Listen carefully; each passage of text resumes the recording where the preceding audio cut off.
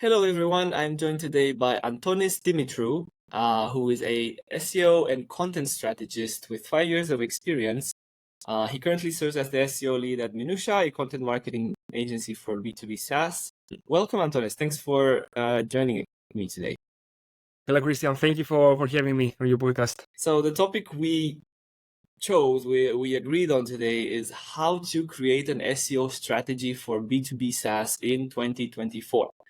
So this is pretty much an evergreen topic that deserves to be revisited often, especially in the current state of SEO when things are changing every week. So we need to be on top of the best practices more than ever. That's one reason why I chose it. The other is because I'm interested in seeing what kind of tactics one of the leading B2B SaaS SEO agencies uses right now. So without further ado, let's dive into it. Where should we start, Antonis? I don't know. Let's start. Let's dive into the meat and potatoes of SaaS SEO strategy. I have so much to talk about this something because that's mainly what I do. Creating strategies and overseeing them. So yeah, let's roll. So you have a SaaS, right? Minuttia gets Yeah. a new client, or you, Antonis, get a new client because you also advise SaaS companies, right? Where do you start? Well, the first thing, I think the most important thing here is to kind of understand the stage of the SaaS company. Doing SEO for a SaaS company is very different depending on the stage. If it's like a company that starting now with nothing, no content inventory, no previous SEO actions, no brand, you have to treat it differently than a more established brand or more established SaaS product that already has a content inventory, already has, an online presence. So it basically has to do with the stage. So the first step is to identify the stage of the company, which will also has to do with the needs of the company. So yeah, number one, identify the stage for sure. Which is something that it's fundamental. Then I know this may sound boring, but audience research is key, especially for SaaS, because at the end of the day, SaaS is a very content heavy.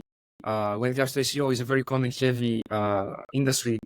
So you have to know the audience in order to not only target the topics that are, based on the ICP, but how you can actually develop a system that will resonate when it comes to, the content itself to that ICP or the target audiences. So audience research will be the second thing after, identifying the stage of the SaaS company. And from there on, you can start working on the more, actionable things like setting up what you're gonna do, which then we can talk for hours when it comes to the next step. So yeah, the first two are those. I see. So yes, I agree. It depends a lot.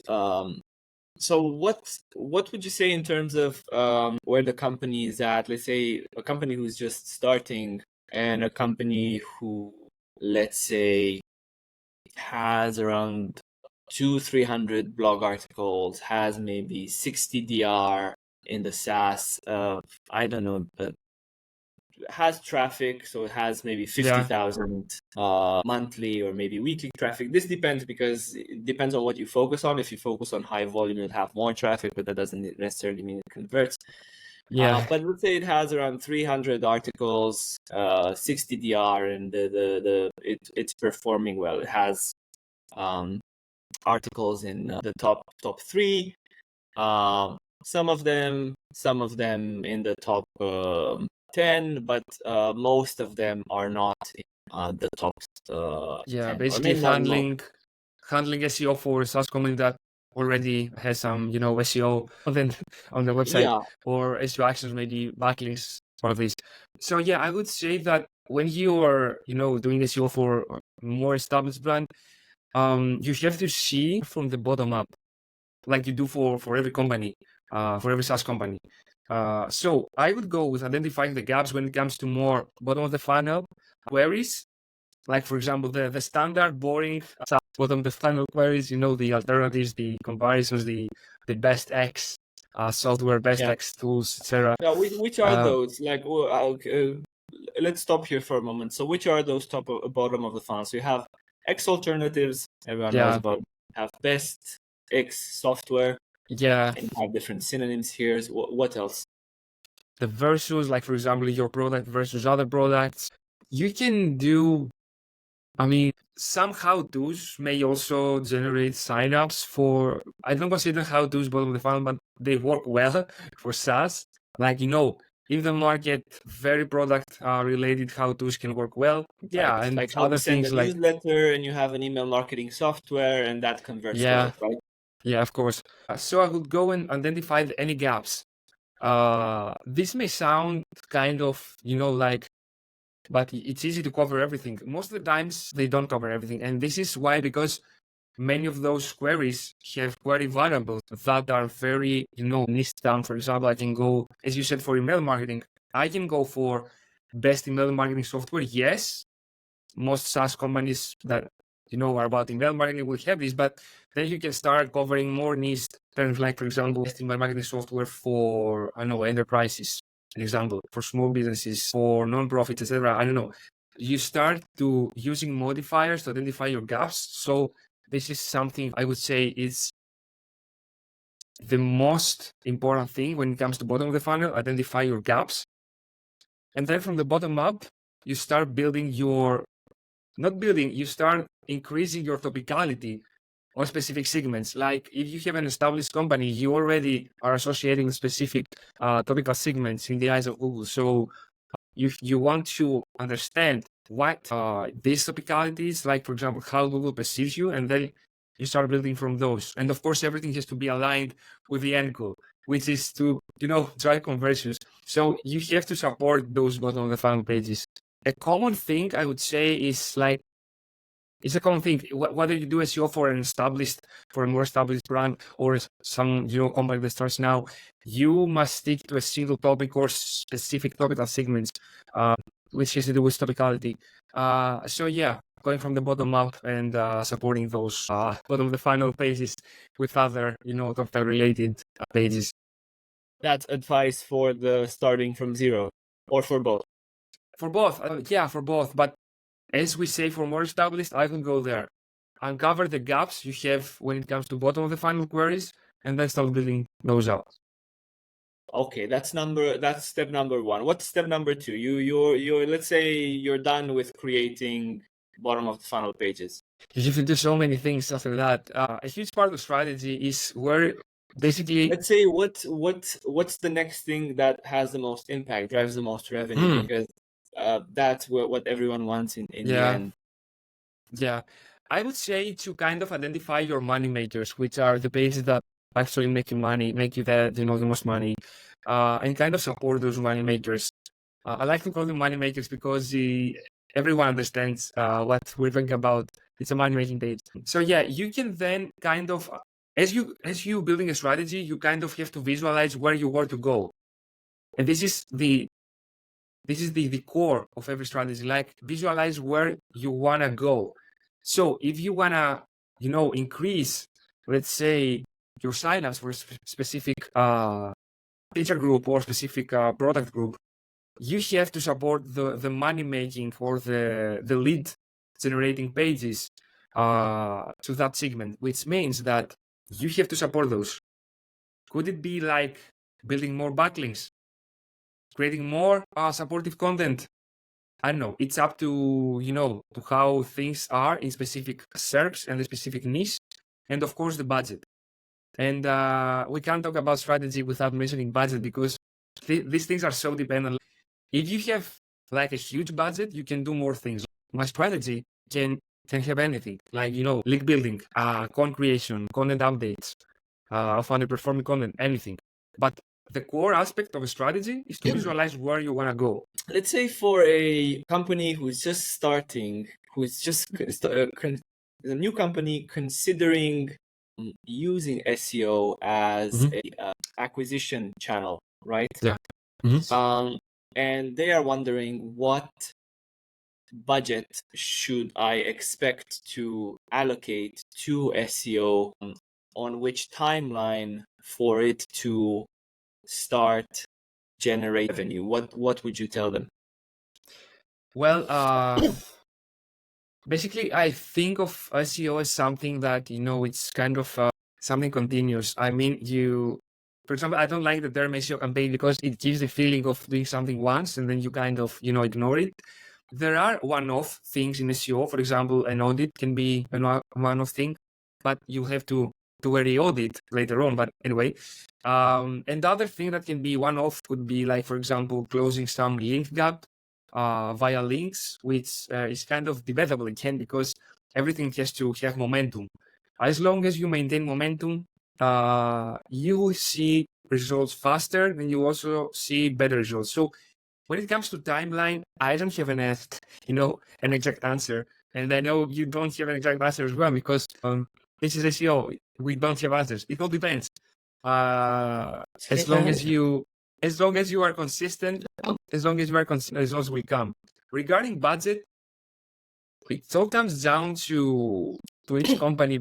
You have to understand your niche and the SERPs you are competing on. Because every SERP is different, every niche is different. There are SERPs that are more, competitive, more challenging to break into them. There are SERPs that are easier to break into them. So it all comes down to what you need.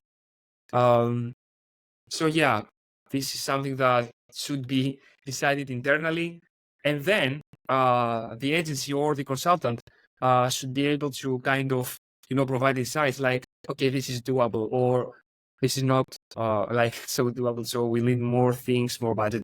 So yeah, it all comes down to who you are competing with and which SERP you want to crack, basically. Yeah, so would you agree with this? I have thought, or SEO has been thought of as a standalone channel to drive demand, to drive acquisition.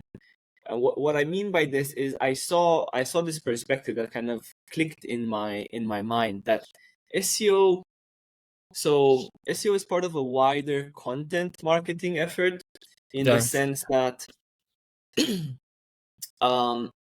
you make a piece of content and ideally you start with video like a podcast, and then you turn it into types of content for all your other channels like social, like shorts that we're going to post on. I'm also going to post on LinkedIn. Anyways, one of them is articles, and that's really what content for search engines or generative engines should be. So maybe one of the reasons why the expectations are so high for SEO is that it's seen as this, you publish content and then you get you get everything. money, and everyone kind of relies on SEO working, and it's just the only thing they do, so they don't have, it's not part of a holistic strategy, but rather it's just SEO. What do you think about that? Well, I think that organic search is a title of its own, of course. But I mean, things are now, users are, they are everywhere, and you have to be everywhere to multiply the results. I like to see SEO as part of brand marketing, not so much on the performance marketing side. But yeah, to answer your question, I think it's important to also consider other things like, for example, repurposing your content. After all, content pieces are assets. And when it comes to SEO, those are very strong assets because it's like buying real estate on the internet. You basically create assets on the search. So you have to do more. Like, for example, create an article for SEO. You can repurpose those into social media posts. You can create infographics based on that. You can do many things. So yeah, content repurposing is something that companies should consider.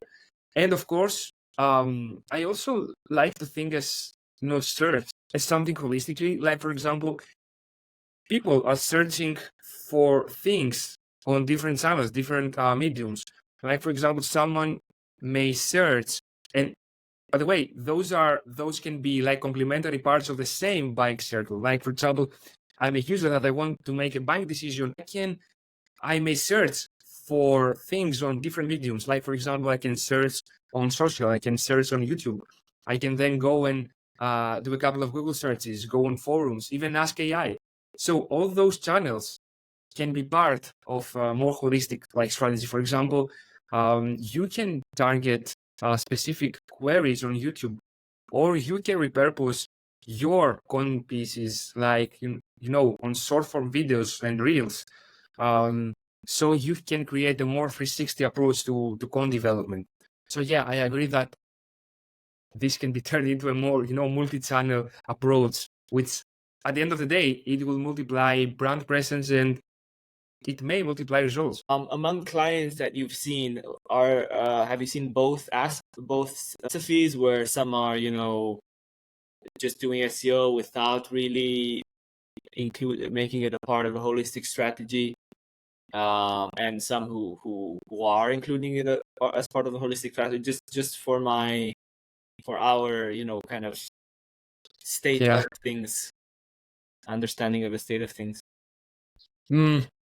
Well, that's tricky because I think in a world where every company had unlimited budgets, and resources, everyone will do like everything. They may not do it, the best way possible, but they will do everything. I mean, there's no way to not create videos.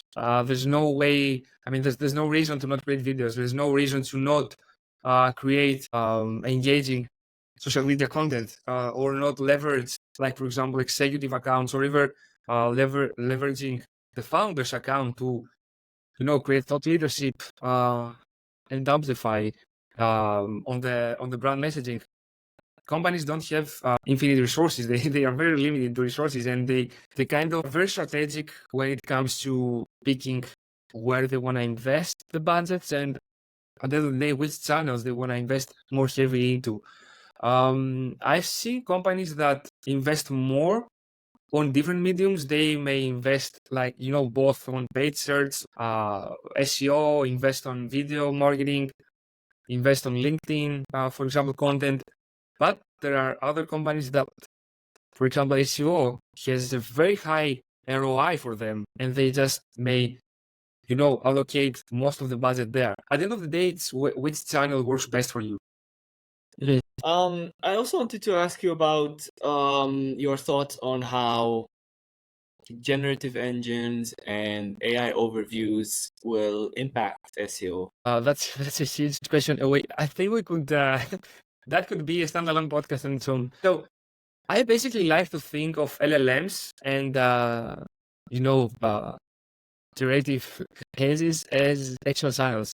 And the reason I view LLMs as actual channels is because I believe that users, at the end of the day, will try to get different answers for different things. I think they will kind of, reduce some clicks when it comes for like specific queries. But at the end of the day, I think there are, extra channels, because I don't know about, everyone out there, but I personally use LLMs a lot, and I prompt and ask different things on LLMs compared to search engines. I do different things on different mediums, which is kind of the same. Like, for example, when we had the social media or, YouTube, nothing was kind of distorted. I mean, it was not like, for example, TikTok killed YouTube or anything like that. Everything like complements each other, because at the end of the day, it all comes down to user circles, to search circles or buying circles. So I think that SEO, I'm very bullish on SEO, to be honest. And this is not because I'm an SEO professional. I just view it as a part of a bigger search circle or buying circle. So SEO will not die. Clicks will be reduced, but clicks are getting down. I mean, feature snippets reduced clicks, social search reduced clicks. Anything can reduce clicks. At the end of the day, it's about bringing value, and click value is very important apart from, a click volume. So yeah, I'm very bullish. I think SEO will evolve and change, and LLMs will be complementary to that. Is there anything you started doing different in your work in response to to generative engines and AI Yeah. overviews? Yeah. We started tracking performance for AI overviews at Minuttia, and we basically start to building a kind of a new framework on how we will approach content, because at the end of the day, those are all things that kind of complement the search journey, and we are trying to build frameworks that will be more complementary and will be more, when it comes to answering specific things, will be more standard. So yeah, we kind of, not exactly differently, we are trying to improve our current processes, and of course tracking the AI overview citations, which I believe is something that will be really important, because at the end of the day, it's the same thing like with feature snippets. When feature snippets came out, you had to start tracking those, and you had to try to claim those.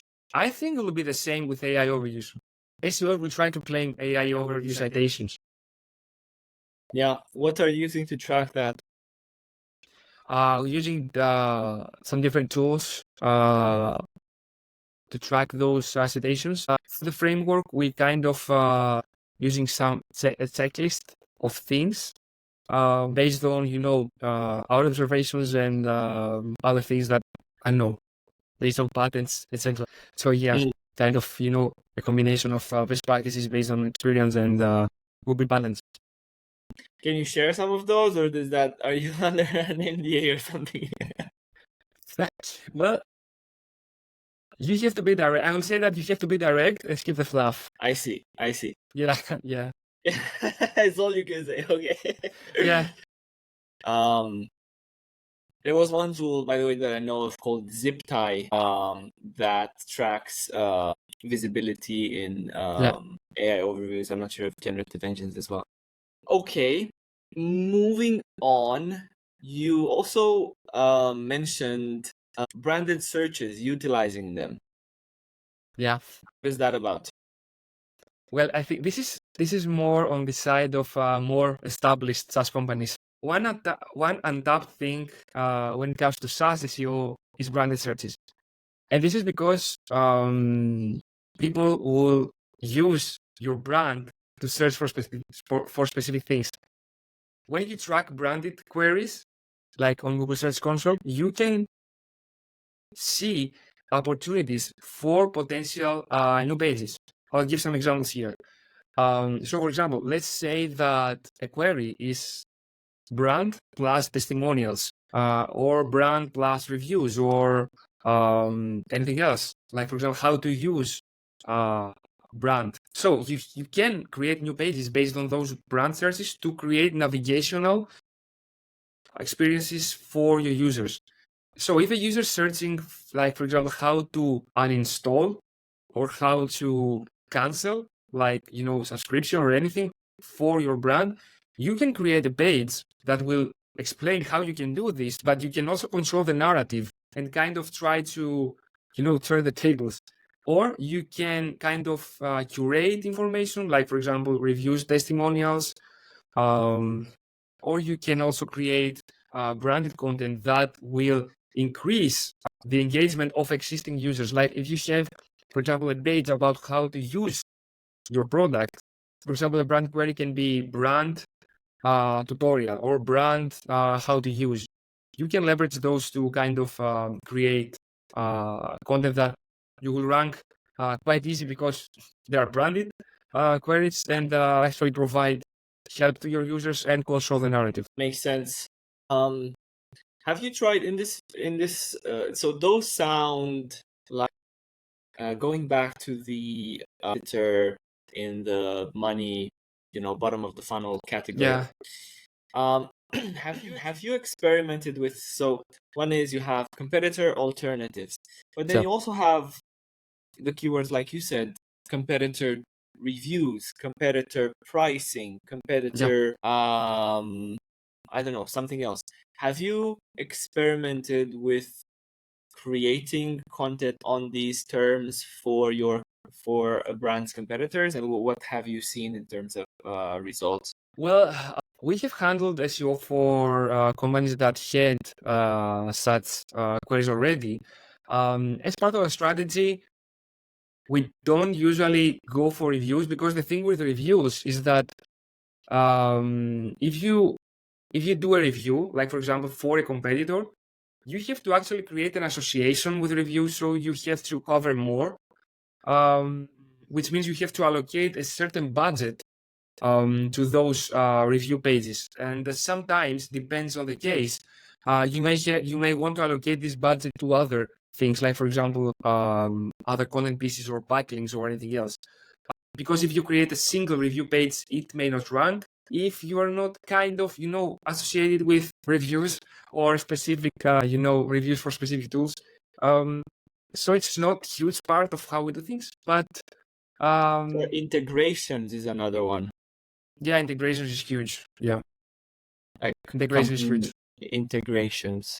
So you don't you've not experimented with this enough to say whether Yeah, it's good or not. when it comes to branded search, it's a different thing.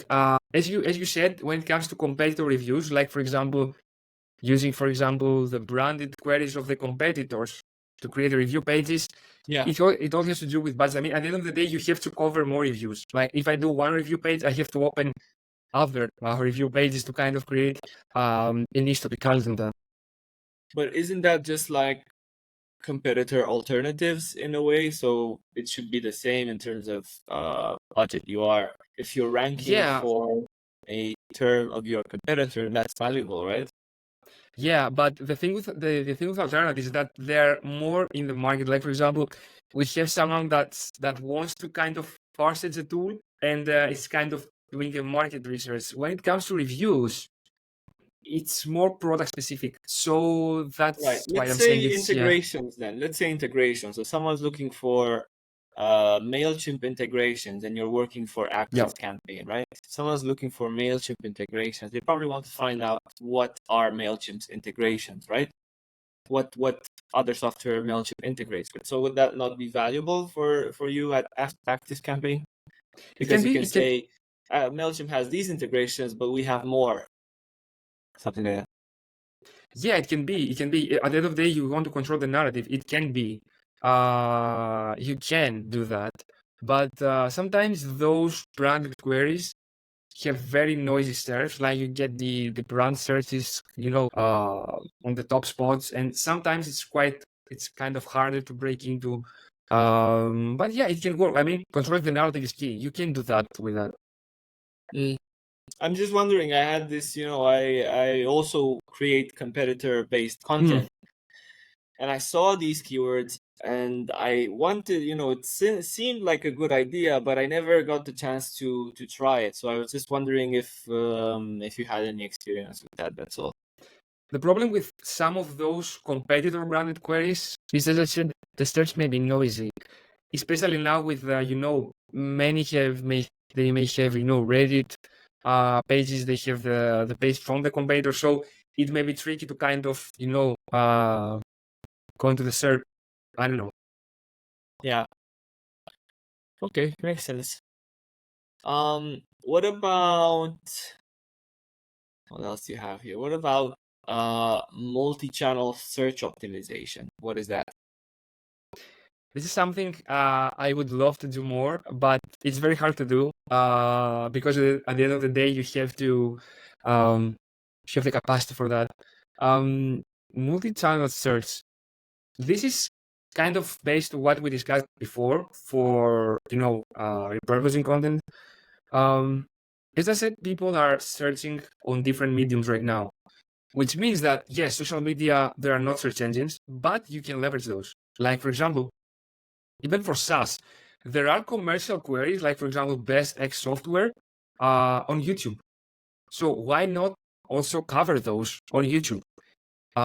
Because many users search for different things and consume content differently. Like I may be an executive or decision maker that, I want to see a video of someone talking about tools, email marketing tools, for example.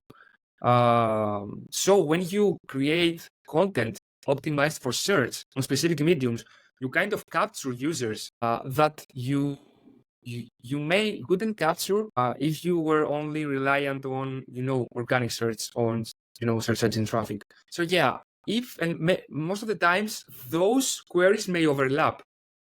Like for example, when it comes to YouTube, there are many queries there that there also exist on Google search.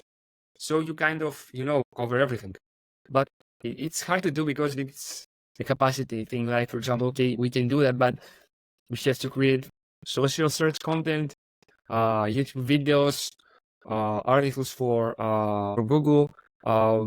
So it all comes down to prioritization after all. Yeah, right. Yes. Yes, I can see that. And finally, topic clusters. Yeah, topic clusters. I've made a lot of topic clusters. When it comes to topic clustering, there are many ways you can do those. At the end of the day, topic clusters are a way to communicate with the search engine, kind of like show them, okay, we are a source for this.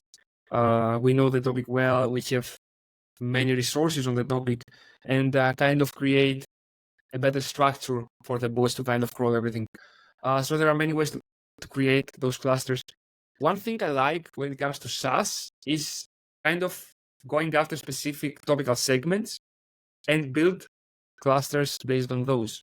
Like for example, because many SERPs are very competitive to break into.